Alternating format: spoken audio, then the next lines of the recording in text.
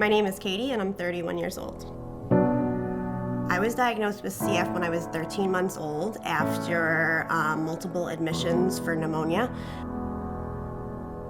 I think having CF didn't change the way my parents treated me, and I think that was a good thing because it forced me to live life normally and focus on my future and not let CF define who I was. Growing up, I never really thought that somebody would fall in love with somebody like me, just because I have a shorter life expectancy. Katy is making a wish, but we can't hear it. But we know what it is. Hold on. Oh, she did it, you did it, oh no. So when I first met Katy, she was always appeared healthy. We had a normal life together. And then slowly, she would get sicker and sicker. It would get scarier, and the disease, I guess, progressed. I knew if I didn't get a transplant, I wouldn't survive. Anybody who knows anybody who goes through an operation like this, you are just completely floored with worry and stress, and you can imagine what parents and siblings and really close friends go through, and that's just the thing that nobody sees. After my transplant, I felt amazing. I was working full-time. I got engaged. I was planning my wedding. Life was like amazing. I felt better than I had in years.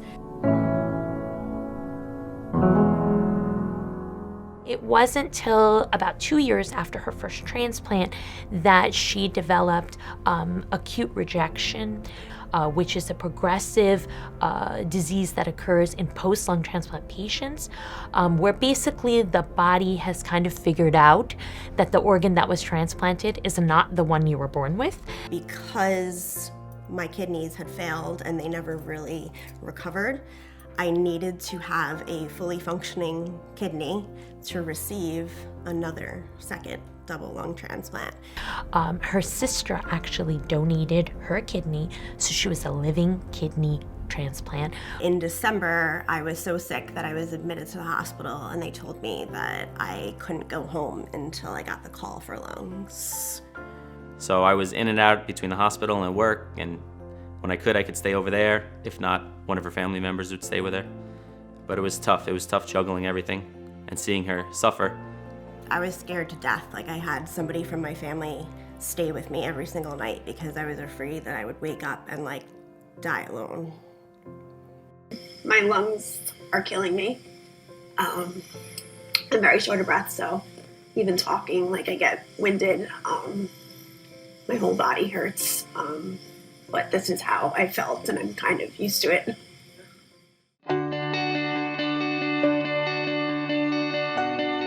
My friend in Florida, at one time during my first transplant, had a bunch of people praying for me. And during one of our conversations, she had asked, like, what's it like to have strangers, praying and thinking about you? And I told her it gives me the extra oomph to keep going.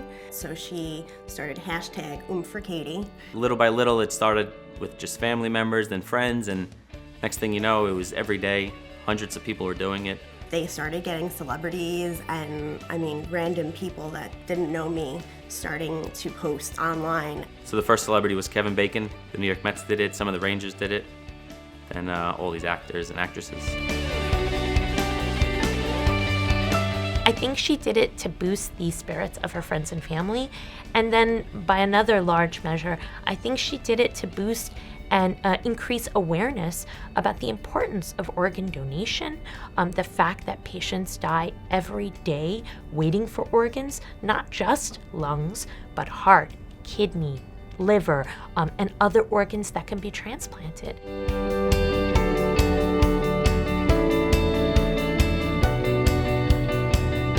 So when Katy was waiting for her second double lung transplant, the first 2 calls were not the right match.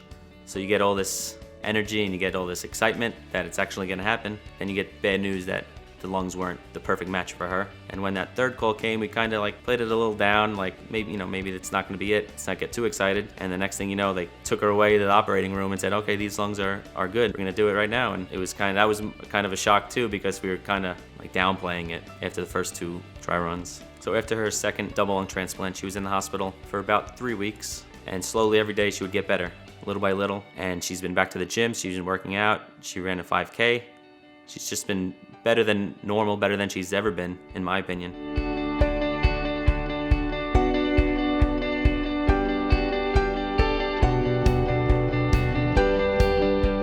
There are many things unique about Katy, but her journey is not too common. A first transplant, then a kidney transplant, and then a second transplant.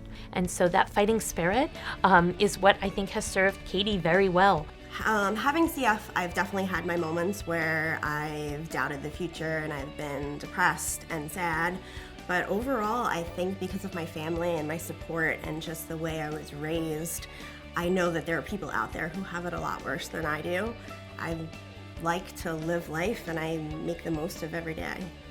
I think Katy honors the 3 people that extended her life, her sister and the 2 organ donors that left her lungs to give her a chance, a second chance, a third chance.